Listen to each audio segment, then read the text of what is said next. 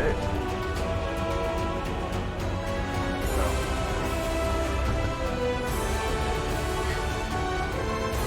Alright, we're back. Gonna run through a little TESO. Morning. We're back. One of these days we need to... TESO? Morning. Let's here, let me...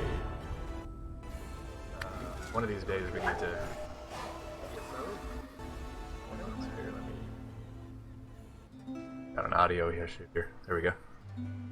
Sorry about that.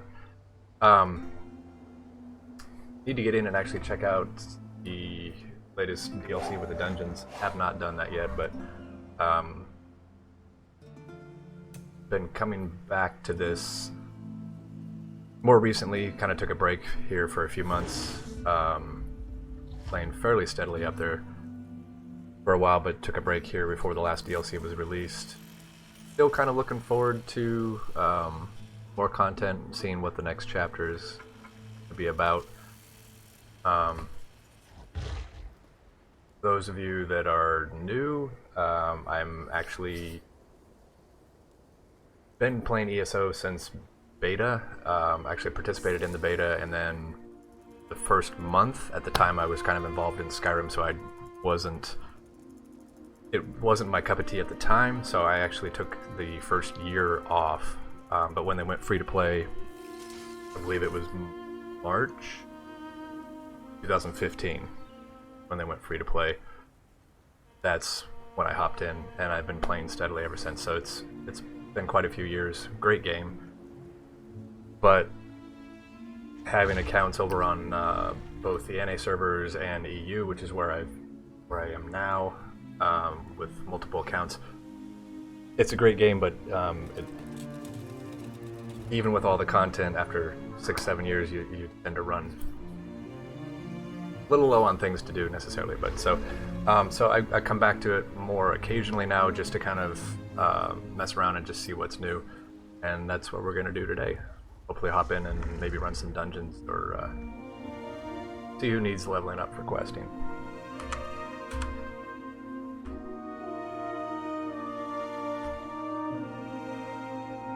So on this particular account, actually one of the biggest changes that came as of last year, I think is when it was released, the end of last year, was the armory system. Has been a fantastic addition to the game. Essentially, I no longer have to have an account with 18 characters in order to cover all the different classes with both Magicka and Stamina and Tank. So for this go-around on this particular account, I've been able to actually set up essentially one character per class, and then using the armory system I can switch in between a tank setup versus like a mag DD, potentially a healer. I don't play healer as much. I'm generally either tanking or I'm doing damage, but it gives you a lot of flexibility, so you no longer have to have 3 separate characters that are fully loaded out, fully leveled, in order to have a Magicka, a Stamina, and a health, a tank, essentially. You can now easily switch in between. So that's kind of what I've got going on here. I've got a Necromancer, Templar, Dragon Knight, and Warden. Here I started leveling my sword. Still haven't finished leveling that one yet. Works great. No, it's not last for any particular reason other than I just started. I think I started with the DK originally, and then slowly added in other ones depending on what I wanted to play at that time.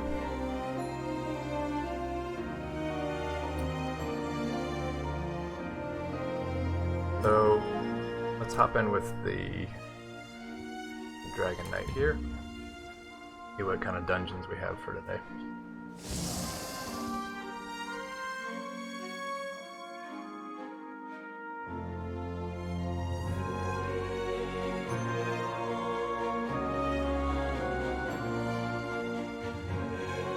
For anyone that happens to be newer to this game, I'm sure you're getting a lot of exposure to all of the various elements of the game, and there's a lot to it. There's a lot to do, a lot to learn.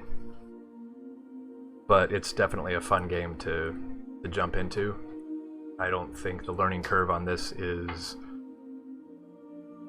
anywhere near something like, just from my experience, like BDO, in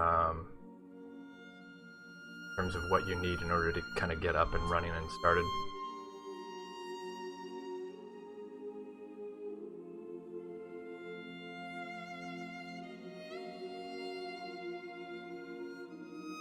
Dragonite is the original. When the game first came out, there was a lot of variety in terms of what you could do with it even back then, but the Dragonite, or DK,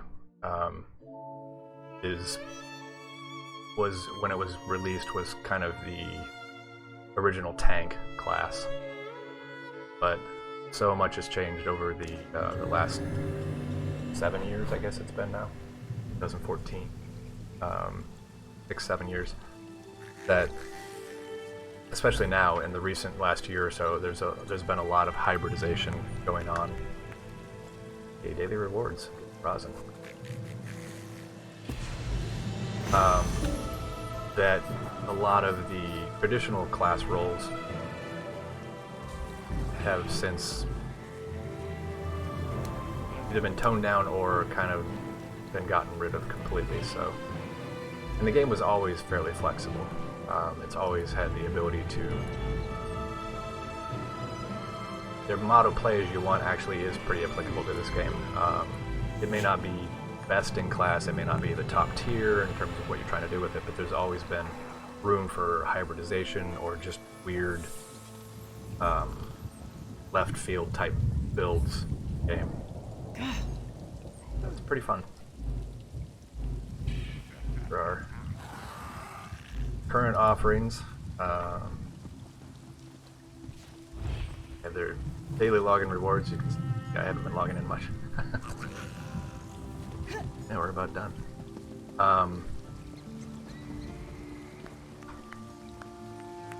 So,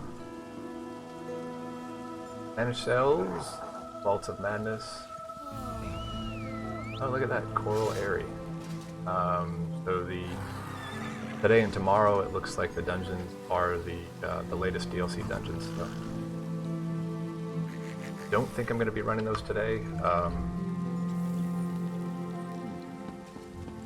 But I could potentially hop into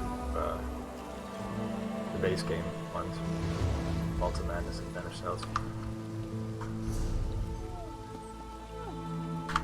Inventory management is a thing, isn't it, in every game? It has gotten better.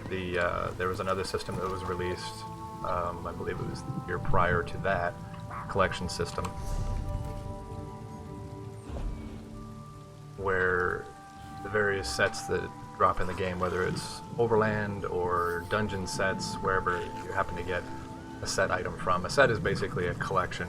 I mean, the game's been out for years. I'm assuming a lot of you already know this, but for those that don't, a set is essentially a collection of armor or weapon items, and the more pieces you have on, typically you would get bonuses that you can hear below in the gray, or however many items you have equipped. They can just give you additional benefits. So they added in a collection system to where essentially when you pick up an item, it'll add it into this database of things that you've seen or picked up, and once you have that item, then you have the option of going to, they call it a transmutation station, where you can create that item again at any point.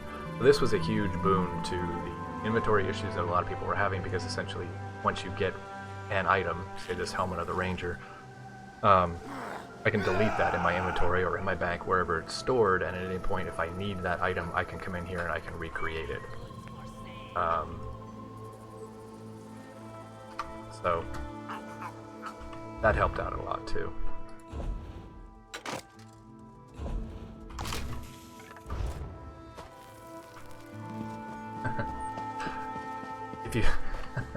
If you see me blocking a lot, It's not because I'm ultra defensive.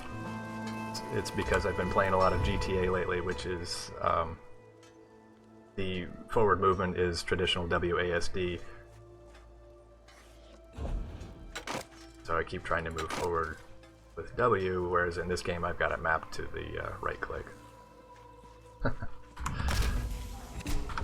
it's not helpful in dungeons. I mean, it is helpful in dungeons. I'm able to block a lot. Not what I'm going for.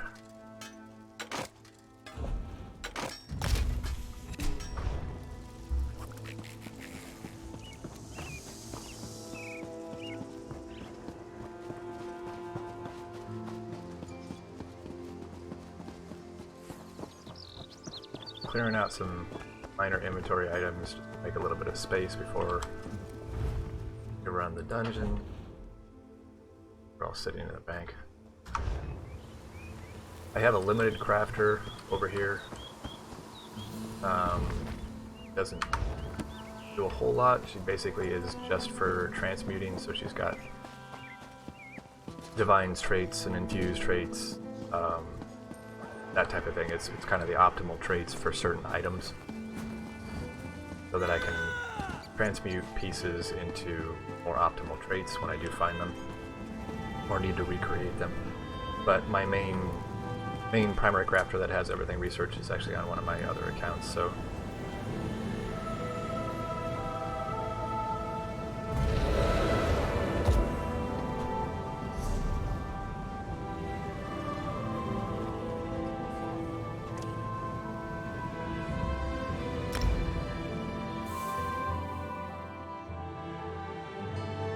background music might be a bit much. Let me down. Definitely recommend if you are starting new. There was a point years ago where people used to distribute their trait research or their blacksmithing skill line versus woodworking or that kind of thing, and they would kind of divvy it up among different characters. I didn't do that even back then, and the recommendation, I think, over the years has since transitioned to the way that I started, which is essentially one character that does everything, which makes it a lot simpler. There are some people that go through and they do that type of research and learning everything on multiple characters so they can go in and crafting writs as well, which is another approach. Want to make some easy money in the game, you can daily crafting writs on multiple characters, but I generally just have one primary, keeps it simple.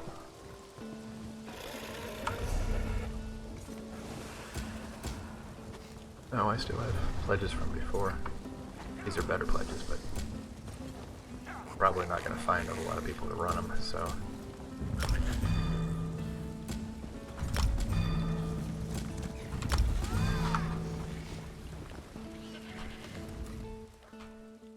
The matter, you value your sanity, unlike many our cohort.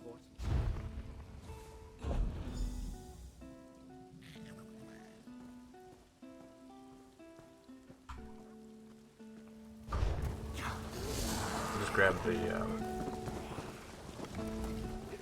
Last time two we base spoke, game dungeons here. the bet not enough. What are you waiting for?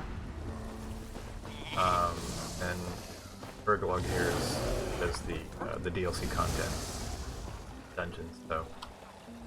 I don't cavort with delicate Coral Pledge. Irie, way off the north.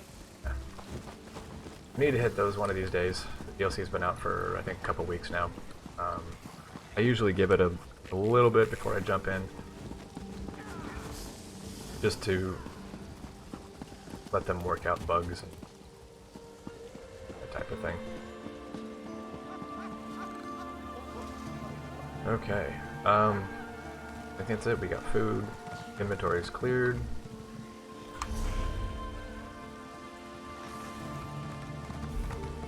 Random normal. But let's go ahead and ourselves. Call it something like this.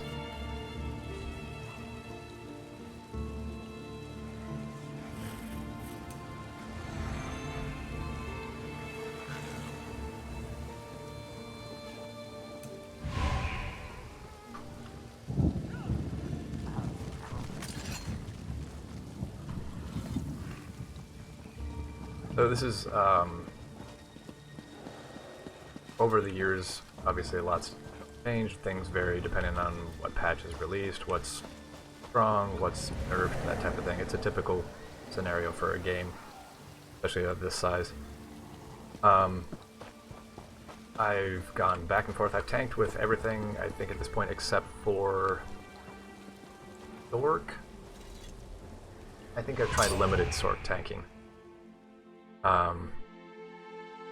which can definitely work. They can all the classes can tank, and I've gone kind of the full gamut of starting with DK, moving to Templar, and the Warden. Covered all the classes. And it's funny how after years come full circle, and now I'm back to the DK.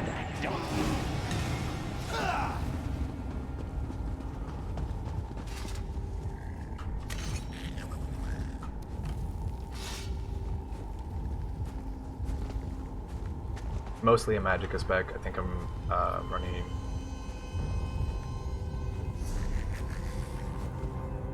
Leeching Producer, actually.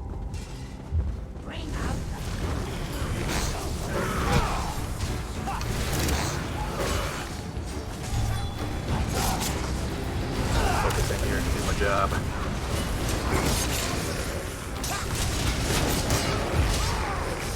These are vet dungeons, but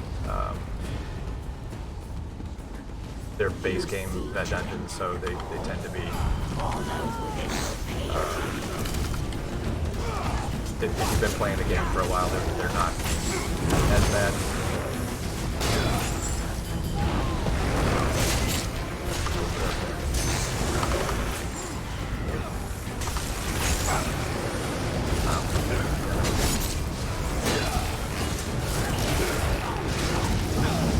This doesn't necessarily bode well. We're having trouble in the first very intro pieces here, but we'll see how it goes. I like pugging it, as they say, the pickup group, where it's just randoms.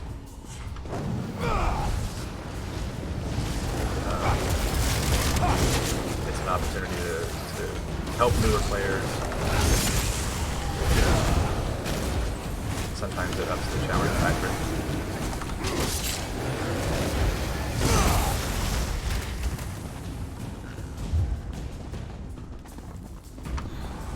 This one is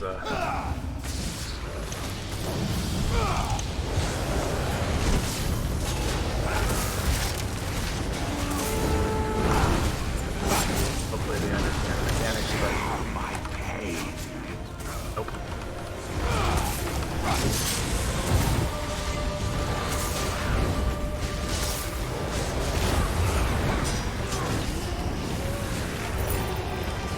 Alright, back up.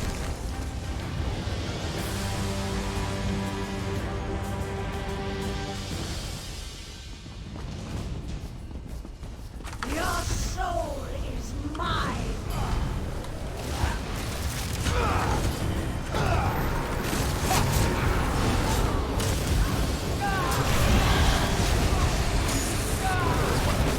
You have to essentially destroy the little orb that are heading towards it. Which frees me, otherwise I'm basically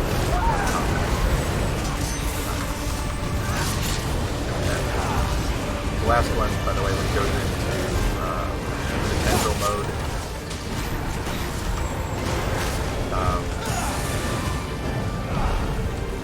everyone needs to stop attacking, because whoever he has tendril, the ghost boss right before this one, will essentially all the damage that the players are doing gets transferred to that individual. So people wonder, why do I always die in that one? It's because your teammates don't care enough to stop attacking. It's not obvious at first as to how that mechanic works, but that's what it is. We've got someone tendril, stop attacking.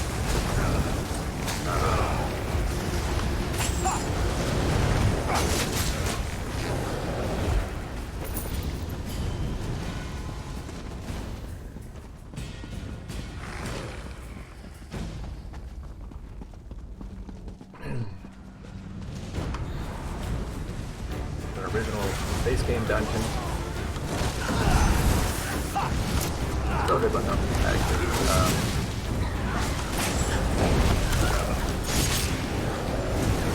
There are multiple dungeons. Some of them, like Bungle Grotto, they're at the lower level.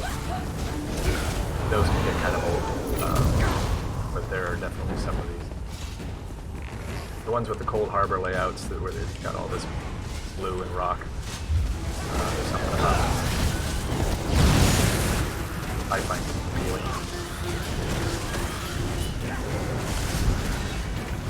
I don't mind rerunning them.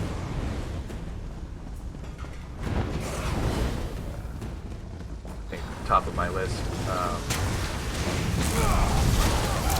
I would say the Imperial City Prison and White Tower are probably my favorite base game dungeons. City of Ash, City of Ash. Or did I? City of Ash. Another one. In terms of base game dungeon challenge.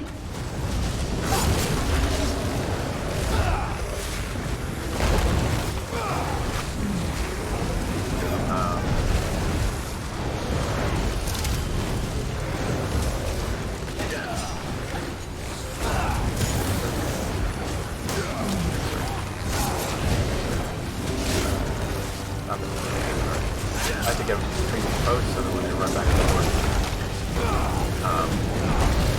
Because the mechanics don't let you actually stop it from running, but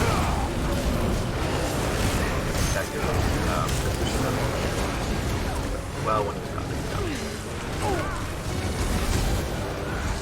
Between objects in the game.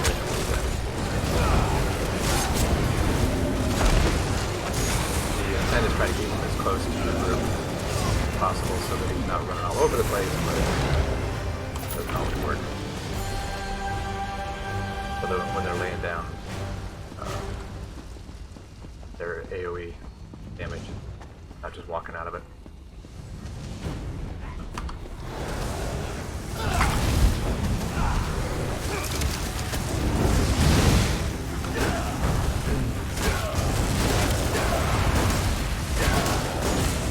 That guy is oldie but a goodie. It's had the ability to change very get-go. It's been one of the classes.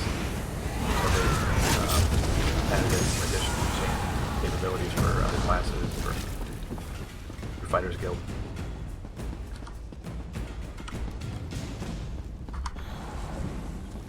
Makes a big difference in terms of damage output, being able to pull enemies in, essentially, into the AoEs. A lot of your ranged targets.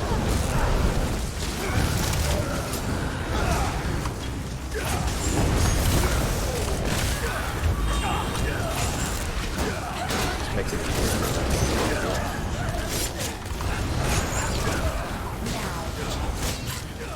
But they like putting up ice walls and other things.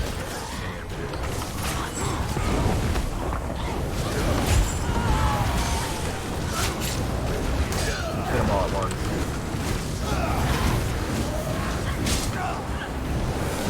Ooh. Watch my stamina in there.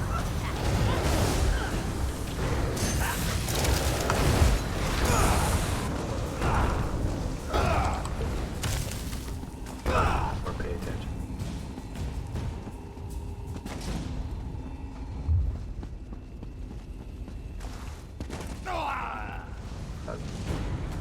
Or fourth.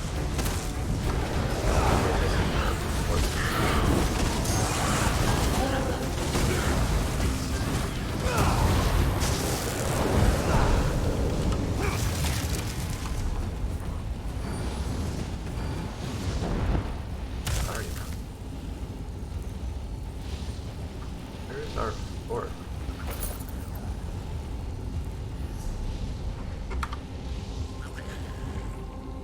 Okay. Oh, you gotta be kidding. Alright, come on, buddy.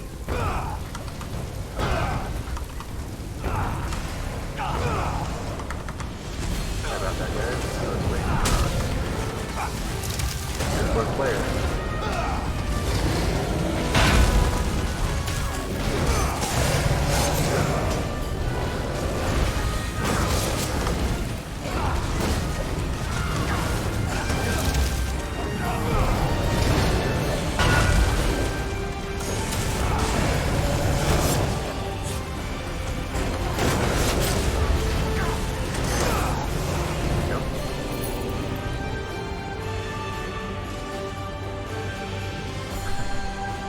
Blocking.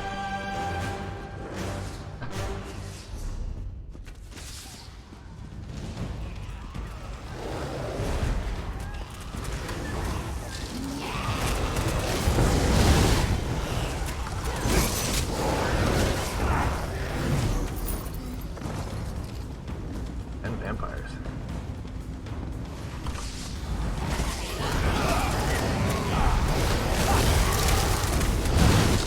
So, I'm back to the DK. I've been back to the DK now for the last few months.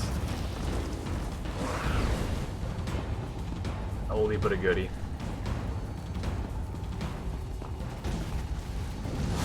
Going straight to the boss.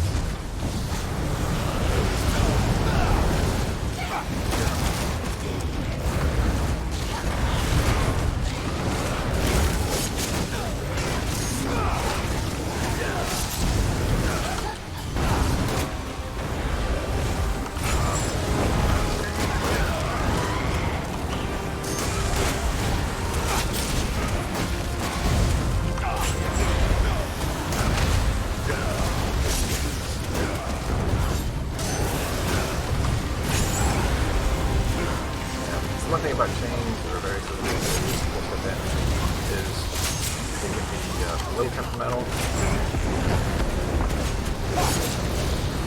as far as who they target. You've got someone that's slightly in front of you. A lot of times they hit the same target twice, which as many years as it's been going, I wish they would fix that. So if you recently targeted a mob with chains, that would just not target that mob. So there's never any. Right now. But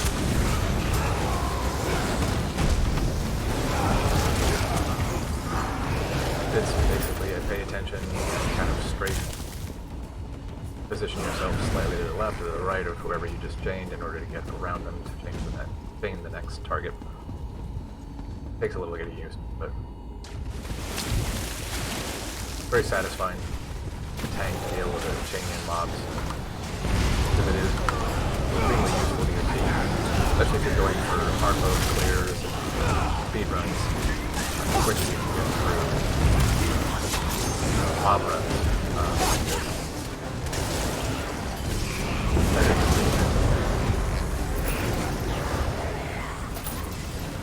In fact, over the years, the players have figured out how to bypass certain elements of the fight, round mobs, bypassing some of the bosses you don't need in order to be able to kill humans. And the devs, they figured it out. So some of the newer content, as far as the achievements requires, right down to killing every single mob. They try to squash it with it, but players will always find a way.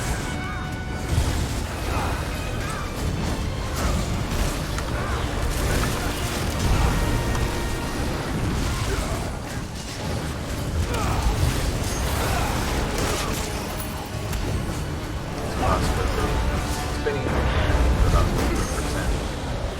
There's a lot of damage. It's not blocking.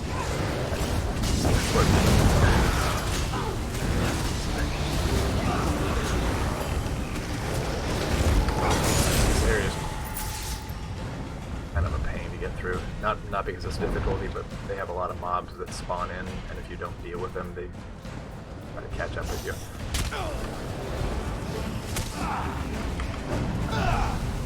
So episode. You end up kind of dealing with inevitably.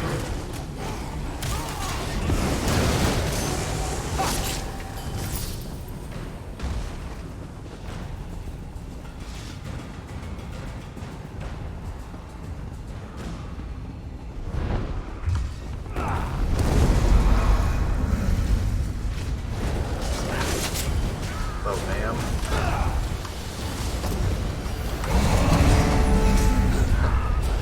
You need to block.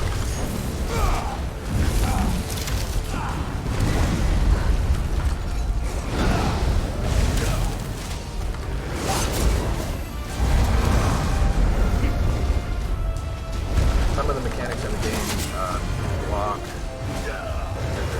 tank, hard hits, generally don't block anyway, but the blocking will ultimately reduce the damage, other things like that. Dodgeable out of, some of them will block the damage, it'll reduce the damage it does, but it can still knock you down, which takes you out of the fight temporarily. It's benefits since I play, but you essentially learn fight by fight which mechanics you want to block, which mechanics you want to dodge roll. Because there are some cases where, oh, quest, I just noticed that, okay, they're doing the quest. Yeah, this one is a base game dungeon. Some of the ones, the RP on the quests, as far as just being able to go through the story, they can make you wait at times. So questing normally is done on the normal dungeons, not on vet dungeons, because it's people that are running vet are normally just trying to get through it for pledges. But that's fine. I don't personally have any issues with it. I normally don't ask on vet just because I assume most of the people are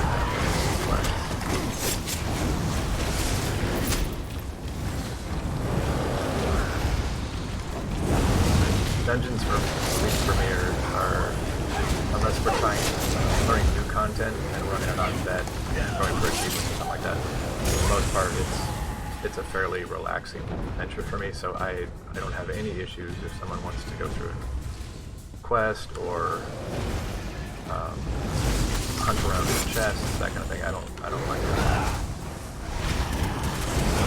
Typically the vet runs, so like I said, you aren't in here for that, they're in here for the David Pledge or the so it's going to be in and out.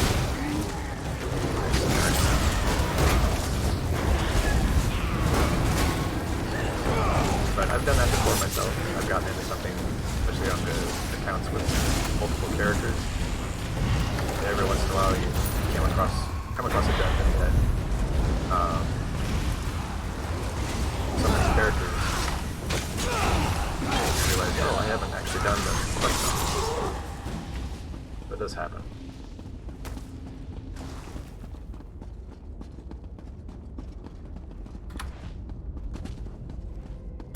That's one thing about ESO in general. There are some areas.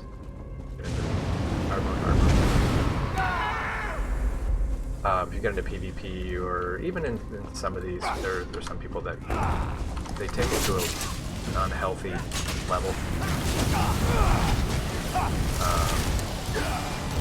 In terms of the competitive side of it.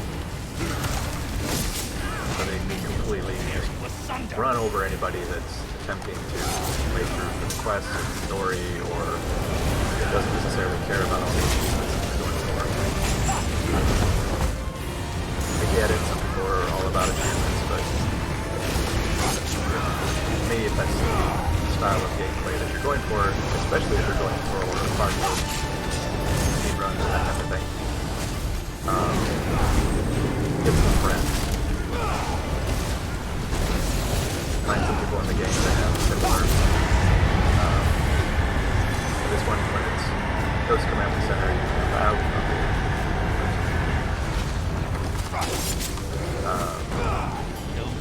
there's a similar mechanic where you have to actually jump in.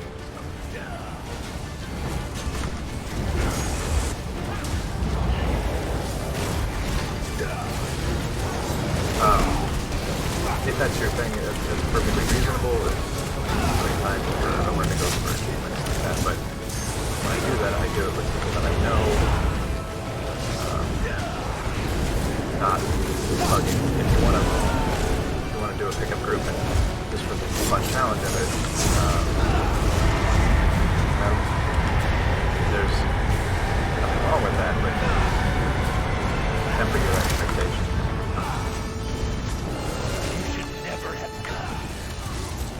everybody else is in it with the same achievement. And you won't know doing a pickup group like that. Who's in it for what.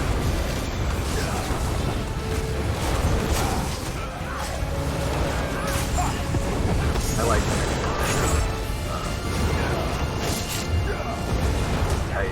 I like damage dealing as well, but it tends to be much harder to get into the group finder. It takes a little longer. So. He's gone! He's gone! Nothing's happening.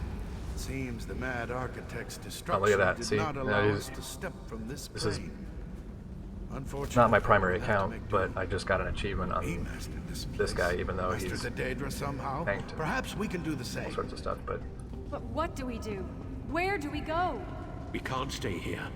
Not like this. I'll figure something out. I always do.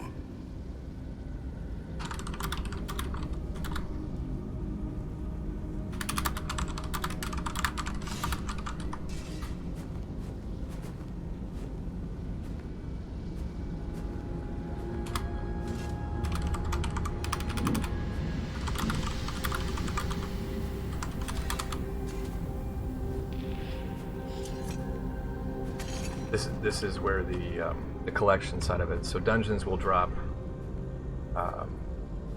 3 different sets. There'll be a light, medium, and a heavy armor set, and depending on the pieces that you've collected, those things will populate in here. So some people go in for the collection achievements. They're looking for, okay, I need a chest piece and this, that type of thing. Bow, please.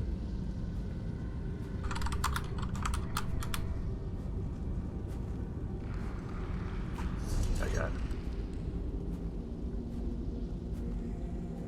Oh, never mind. I didn't get a bow.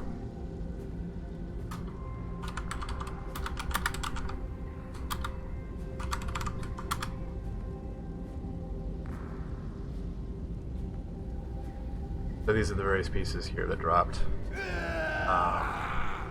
The monster helms are from running the dungeons. You'll get a particular monster helm. Here, has a 2-piece bonus on it.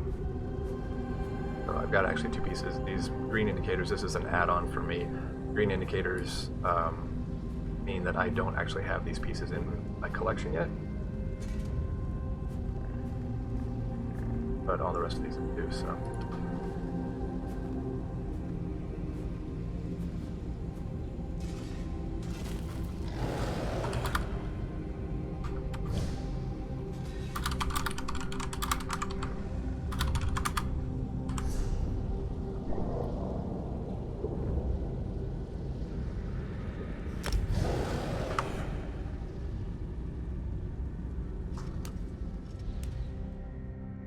Easy peasy.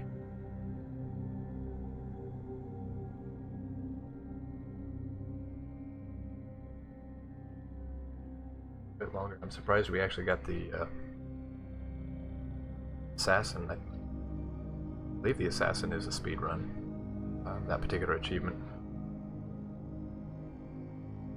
Went about 42 minutes here on stream. Took us a little bit to get in, I guess, but.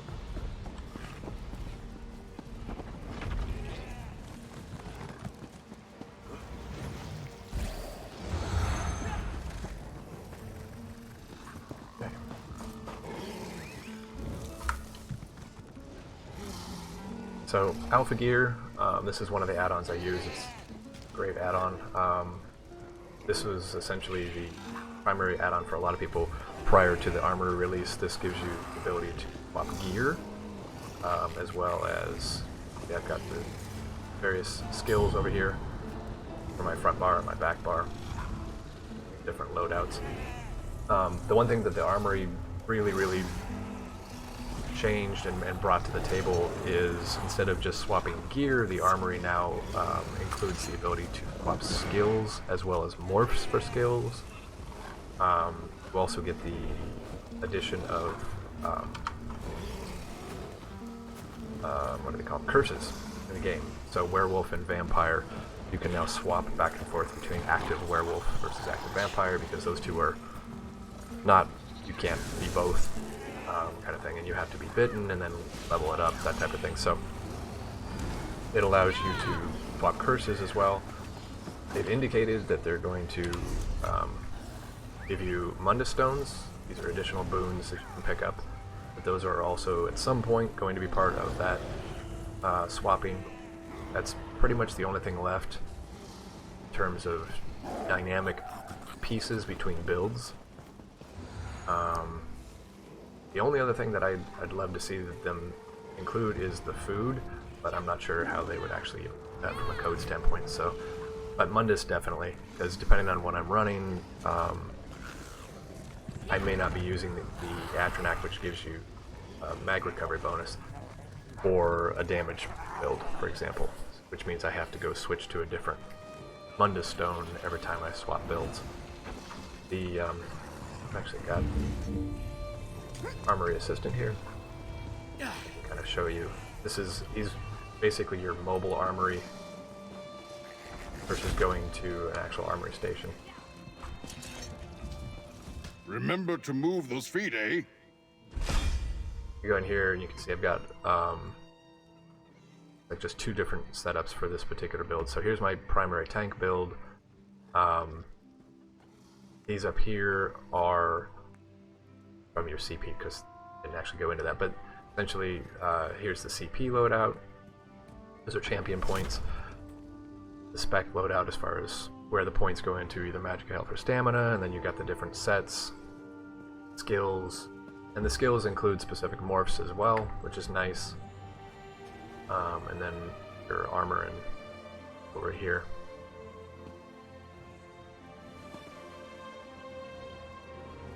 So this particular tank, I've had good luck with Kratos. I have kind of an alternate tank that is more stamina focused. This one's primarily Magicka focused. So I went with Kratos Behemoth for this because it boosts traditional mag damage dealers with the flame damage. And Leeching I like is just a base game set. Sorry, not base game, technically from DLC, but as a base set, foundation set for tanking. I know a lot of your end trial tanks and whatnot, they frown on this because it's considered a selfish set. I've tanked in the non-selfish sets as well. I like tanking, but I also like survivability, so there's a balance here for me anyway. It's been kind of a go-to for years, actually, for my tanks in one form or another. There's a balance if I can focus more on support, whether it's chaining them in, whether it's CCing them, providing shields for people, health, whatever it is. If I can focus more on that, in the end, I feel that helps me be a better tank. That's just me, it's personal playstyle. But in order to do that, I need to not be constantly worried about my own survivability and riding the edge of, oh, am I gonna get one shot here? So Leeching for me is that balance point of, this gives me a solid base game set, which this is a very solid set for a tank that helps my survivability, and then by not worrying about that, I can focus on additional functionality of supporting the team. So, and Seducer, I had a completely different loadout on this actually up to a couple months ago, and came back to this with DK specifically. There's a heavy Magicka drain, and just like the survivability aspect, I don't like being short. I don't like having to constantly monitor my resource pools of, like, I can get 3 shots off of this and then I'm out of whatever that resource is. I prefer to have an overabundance of something, since the DK is largely Magicka focused, both for tanking and obviously damage dealing. I tend to pull on that, and Seducer works really, really well. This is Seducer's been around for, I think, since the very beginning, at least since I started in the game from 2015. This has been in the craftable set in the game, and it's actually gotten buffed over the years as well. So this is a great set in terms of Magicka sustain. really, really good set, solid set. So, and as a tank, you don't need, as a tank, resources are really your biggest issue. Making sure that you have enough resources. I don't need to be dealing out a lot of damage or anything like that, so having a lot of magicka on a DK tank for me works really, really well. I've been very, very happy with this build. And because it's magicka, I'm running sword and board on the front, and then an ice staff on the back, which works pretty well. These are both charged, because the DK gets benefits from the status effects, and running this gives me a stamina. Actually, I've got the, you can see the enchantments are swapped, so on the front I have a flame damage enchant, and then on the back I have a poison damage, which, so this gives me my stamina sustain, this gives me magicka sustain, this also, because my primary taunt is pierce armor, when I'm doing that with the flame damage, it's actually proccing gratis as well. So everything's sturdy. Current tanking meta, I think that's probably the best setup. Some people do reinforced on the chest, but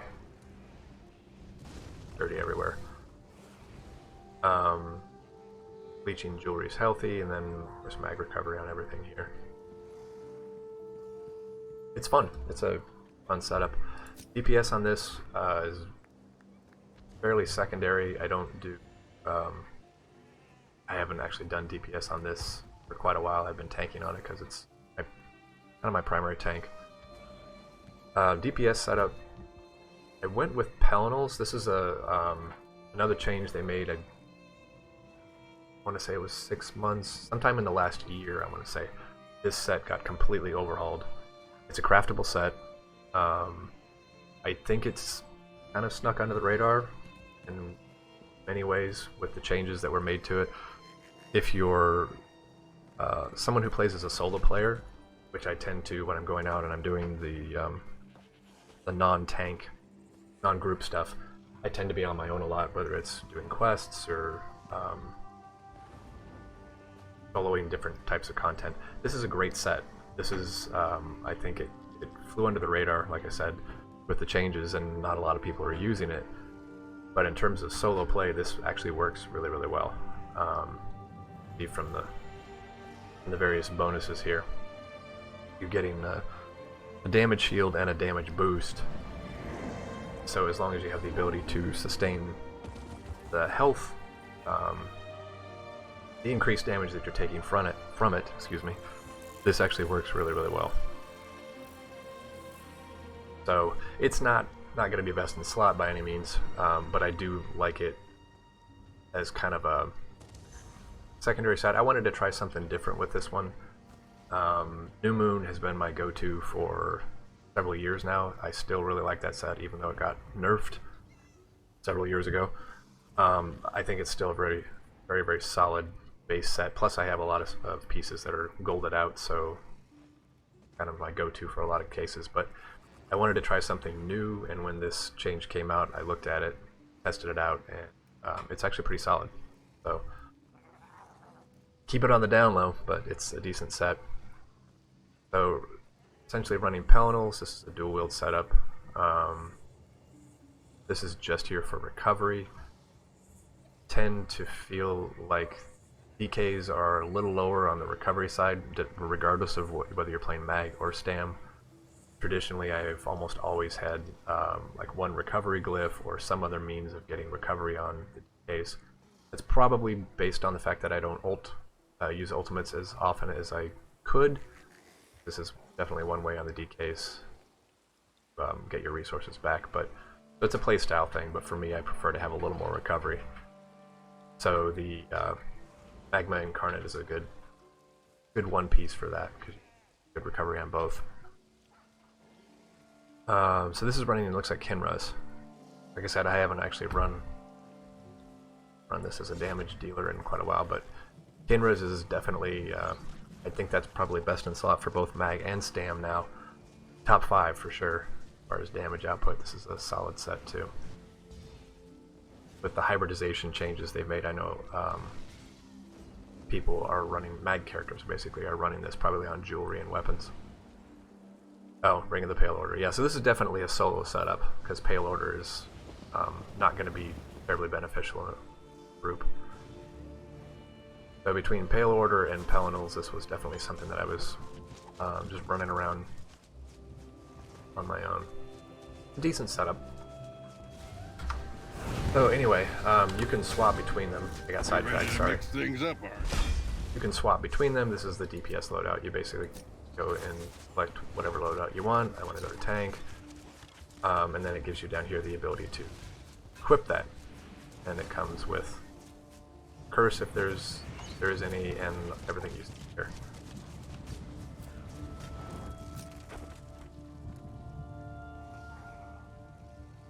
So there you go. Bean pulls. Got the short end of that stick apparently. Alright, well, I think I'm gonna actually wrap there. I just wanted to come in and fart around a little bit, spend a little bit since I played. I might come back into this later, depending. Yeah, I can hook up with some other people in order to run the new DLC dungeon content, see what that looks like. But for now, we're gonna wrap it here. Thanks for hopping in and joining the fun. Hope to do some more of this, so hopefully the upcoming chapter will bring some new content, some new features. I know this here is going to be not as heavy on brand new features. They've already indicated that. Supposedly they're working on performance fixes, which is a good thing. But because of that, I haven't been playing as much as I have up to the last year.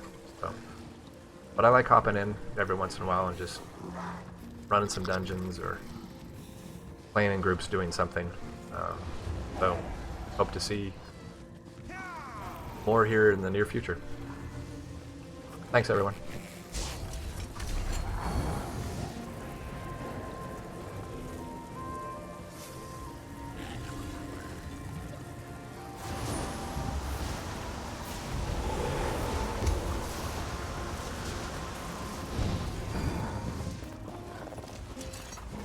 You do not howl or claw. You have him. I envy your fortitude. Undaunted, I have no further adventures or rewards to offer you today. Depart, so I may contemplate...